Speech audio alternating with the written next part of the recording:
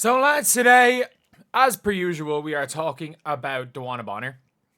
And the reason we have to talk about Dewanna Bonner is simply because this situation is crazy. It is all around crazy, and I think it is fully understandable that people are pissed. I think it's fully understandable. And we gotta talk about this because she is currently forcing her way towards a team and by refusing to play. Like, that is straight up, like, in my opinion, is a crazy thing. It's like she's entered a transfer portal with a do not contact tag. She is forcing her way towards one team. She's acting like a mid-season free agent. And it's genuinely just, it's a bad look for the league. It's a bad look for the league that one of the greats of all time are doing this. And by the way, like, for anyone saying that, oh, players have done this in the NBA, Jimmy Butler did it in the NBA. Well, yeah, it was a bad look for Jimmy Butler too. Do we not remember what people were saying about Jimmy Butler? Was it a bad look for Ben Simmons? Hell yeah. People have still not forgiven Ben Simmons for what he did with the Sixers. People have still not forgiven Simmons.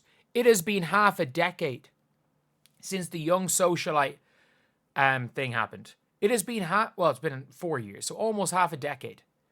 Like, it was so long ago that I was, 24 years old? I'm pushing 30.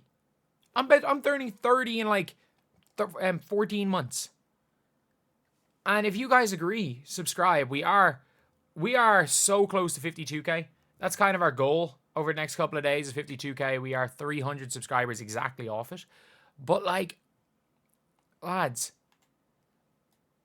it's legitimately, I don't even know how I can describe this at this stage.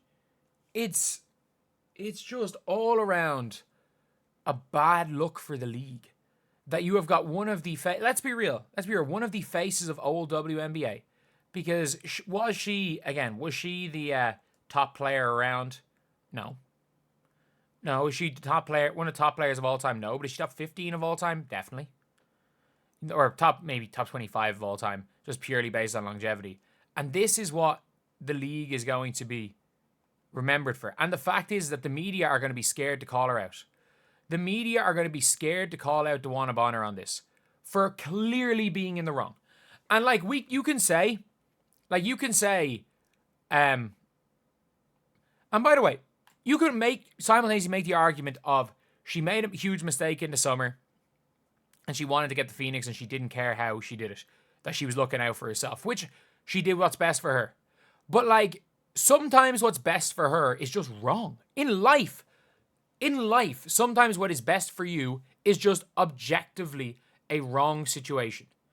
Like, if you commit to something and then what's best, you're just not happy in that situation, and instead of just, continuing to try get yourself into a better situation and making things right for all parties, and this is not just in sports, this is in life, you go and flat out abandon your commitment and then make sure as hell that any compromise is not happening and you are getting what you want, otherwise you're just sitting out and doing nothing. And let's be real. That is what is happening right now. Dewanna Bonner is telling teams not to sign her. She sat out for the Fever. She pulled a Jimmy Butler. She pulled a Ben Simmons. This is not right. It is not right. And this league, people in the league and the media in the league are so scared to speak negatively on players. They're so scared to speak negatively on players that even when they mess, that why would any player not do this, by the way? If you are a player in the WNBA, why would you not do this? If you're Marina Mabrey, why did Marina Mabrey play? Like, Marina Mabrey obviously demanded a trade. Connecticut said no. And I know she's injured at the minute, but, like, she was at least playing. The only reason they won both games they won, she had 30 bombs. Or near enough 30 bombs. Like, the Marina Mabrey has been the only reason they've won 2 games. Her and Tina Charles.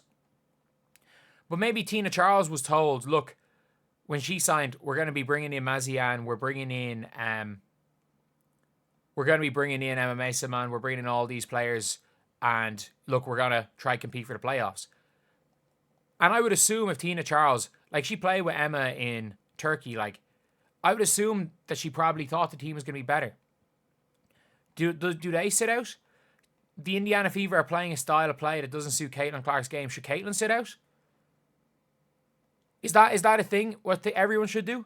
Like, if the media and people around the league are refusing to in any way criticize Dewanna Bonner for this, should every player not just do that? If you're in a situation that's not great for you, should you just sit out and just say, nah? If you've been playing garbage and Lexi Hull's been better than you and Lexi Hull starts, you're that pissed off that you're just going to quit? And you're now hearing people, I'm hearing people that are, and the worst part is that Twitter rumors, as much as Twitter rumors are nonsense, players interact with people, with random users on Twitter. And like, the fact is that there were random people on Twitter saying that Dewanna Bonner got into huge fallings out with the team and was not coming back. And that could have been a case. It could have been the case. We don't know. But, yeah, it is genuinely, it's all around as a situation. It's just crazy. It is just crazy. And I just don't understand why. I don't understand why it played out like this. I don't understand. We're now in a situation where the Mercury are going to just have to cut another player. And I don't understand why the Mercury didn't try to make a trade. They're going to have to cut someone anyway.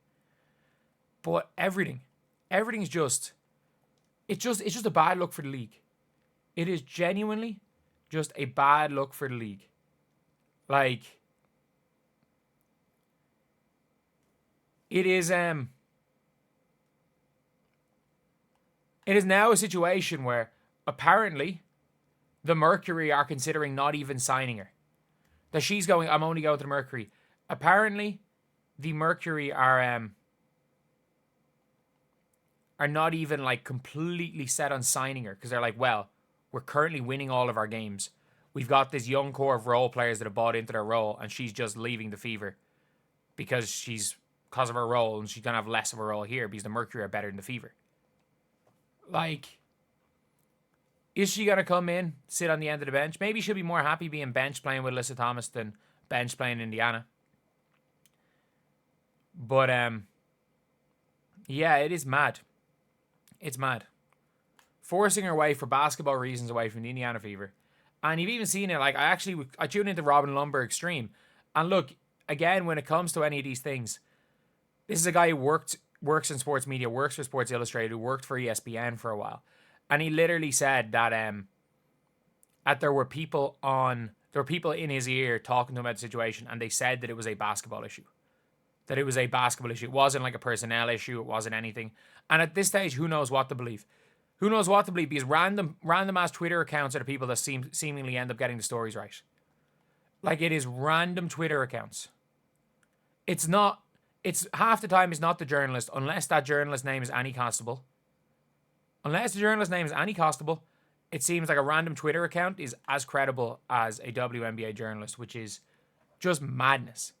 That's all I can say. It is just straight up madness. But look, at the end of the day, it is what it is. I think people are gonna come to their own conclusions. And I mean, the conclusion to this for me is that Dewanna Bonner is forcing her way to the Mercury, and the Mercury may not even want her. And not only that, even if they do want her, I don't think the Mercury really have a role for Dewanna Bonner on their team.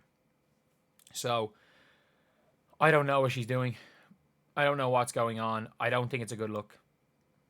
I don't think it's a good look at all for the Fever. I think it is just a bad look. Sorry, good look at all for Dewanna Bonner. I think this is what she'll be remembered for more than anything.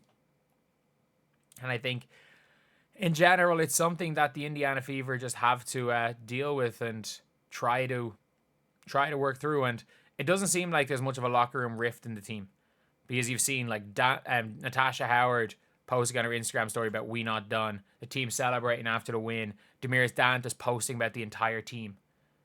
Like, I don't know what is going to happen for the Indiana Fever.